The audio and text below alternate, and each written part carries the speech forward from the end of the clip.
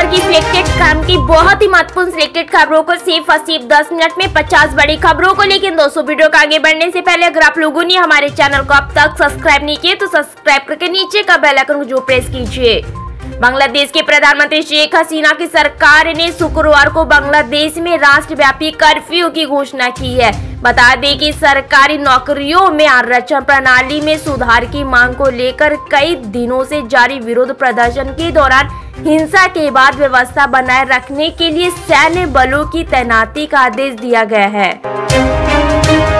Monsoon के मौसम में झमाझम बारिश का इंतजार करने वाले दिल्ली वासियों को आज राहत मिल सकती है। मौसम विभाग ने आज बारिश का येलो अलर्ट जारी किया है। भारी बारिश दिल्ली में उमस के असर को धो सकती है और दिल्ली वासियों को राहत मिल सकती है। दिल्ली में एक बार फिर से मुख्यमंत्री अरविंद केजरीवाल को लेकर उपराज्यपाल और आम आदमी पार्टी आप की सरकार के बीच तलवार खिंच गई है। उपराज्यपाल वीके सक्सेना ने दिल्ली के मुख्य सचिव नरेश कुमार को चिट्ठी लिखी है, जिसमें उन्होंने आरोप लगाया कि केजरीवाल जेल में डाइट का पालन नहीं कर रहे, न ही दवाइयां ले रहे हैं। पश्चिम बंगाल में कांग्रेस की करारी हार के बाद प्रदेश कांग्रेस अध्यक्ष अधीर रंजन चौधरी ने इसके लिए तृणमूल कांग्रेस की प्रमुख ममता बनर्जी को जिम्मेदार ठहराया है।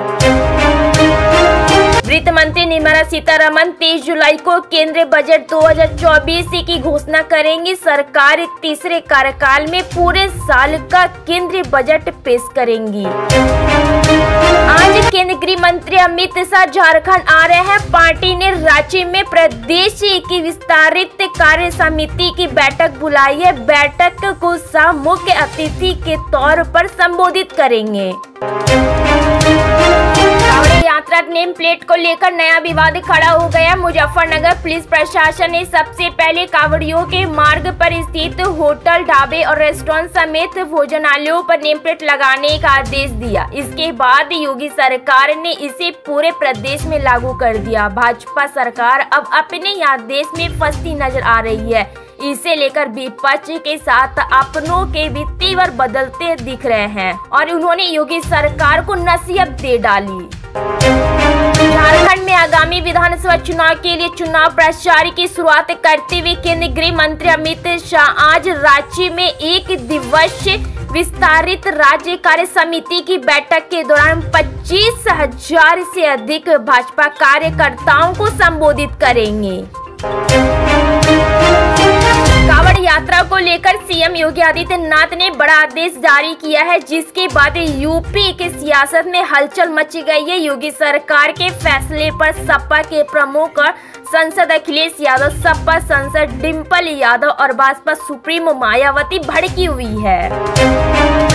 असम के मुख्यमंत्री हेमंत बिस्वा शर्मा ने दावा किया है कि बाल विवाह के खिलाफ सरकार के अभियान के परिणाम स्वरूप पिछले 2 वर्ष में राज्य में किशोरावस्था में गर्भधारण के मामले में लगभग 64% की कमी आई है। उन्होंने कहा, हमारा अभियान न केवल सामाजिक परिवर्तन ला रहा है बल्कि लड़कियों के लिए स्वस्थ जीवन भी सुनिश्चित कर रहा है। यूपी में कांवड़ यात्रा मार्गों पर खान पान की दुकान पर मालिकों को नेम प्लेट लगाने के आदेश दिए जाने पर कांग्रेस महासचिव प्रियंका गांधी ने प्रतिक्रिया दी। उन्होंने एक्स पर कहा, समाज में जाति और धर्म के आधार पर विभाजन पैदा करना संविधान के खिलाफ अपराध है। प्रियंका ने कहा, यह आदेश तुरंत वापस लिया जाना चाहिए।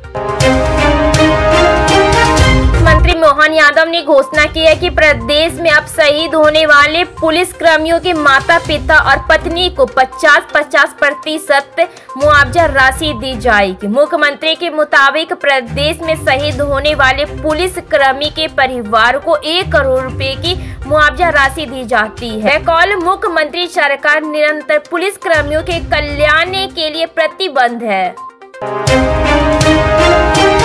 तृणमूल कांग्रेस सुप्रीमो और पश्चिम बंगाल की मुख्यमंत्री ममता बनर्जी के निमंत्रण पर समाजवादी पार्टी एसपी के सुप्रीमो और उत्तर प्रदेश के प्रमुख मंत्री अखिलेश यादव 21 जुलाई को यानी कि आज कोलकाता में आयोजित सभा में शामिल होंगे।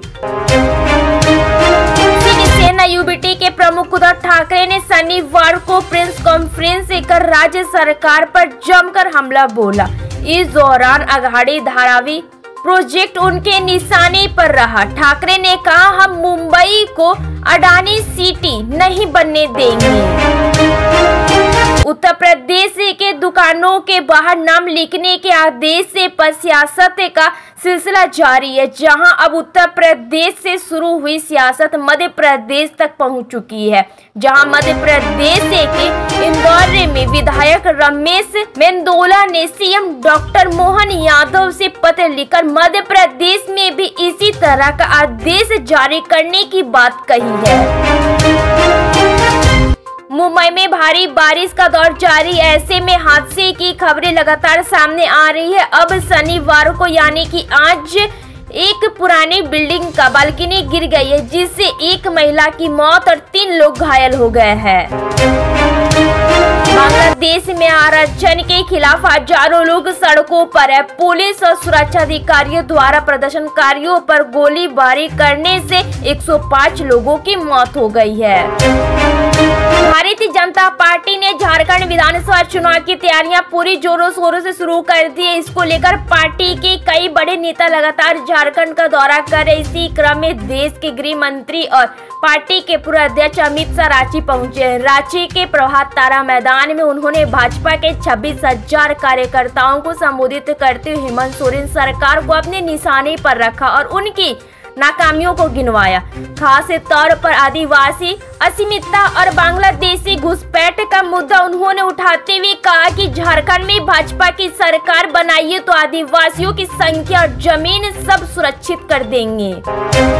बांग्लादेश में सरकारी नौकरियों में आरक्षण के खिलाफ भड़की हिंसा से हालत लगातार खराब होते जा रहा है। हिंसा भड़कने के बाद शनिवार यानी कि आज पुलिस ने पूरे देश में सख्त कर्फ्यू लागू कर दिया है। स्थिति को कंट्रोल करने के लिए राजधानी ढाका को छावनी में तब्दील कर दिया। इसी बीच बांग्लादेश छोड़कर अन्य देशों में शरण लेने वाले लोगों की संख्या लगातार बढ़ रही है। लोग बांग्लादेश छोड़कर भारत, नेपाल और भूटान पहुंच रहे हैं। अब तक करीब 1000 छात्र भारत लौट आए हैं। विदेश मंत्रालय के अनुसार 778 भारतीय छात्र बांग्लादेश के अलग अलग हिस्सों से भारत लौटे हैं। मंत्रालय ने कहा कि 200 छात्र नियमित विमानों से स्वदेश आए हैं। बिहार के विशेष राज्य का दर्जा देने के मामले पर सियासी घमासान छिड़ गया है। इस मामले पर जदयू के सुर नरम होने पर अब आरजेडी पूरी तरह से हमलावर हो गई है। आरजेडी नेता चित्तरंजन गगन ने इसके पीछे साजिश बताया है। साथ ही कहा कि दोनों दलों की मिली भगत के चलते यह मांग पूरी नहीं हो पा रही है। दिल्ली के मुख्यमंत्री और आम आदमी पार्टी के राष्ट्रीय संयोजक अरविंद केजरीवाल की पत्नी सुनीता केजरीवाल ने हरियाणा विधानसभा चुनाव से पहले 5 गारंटी दी है।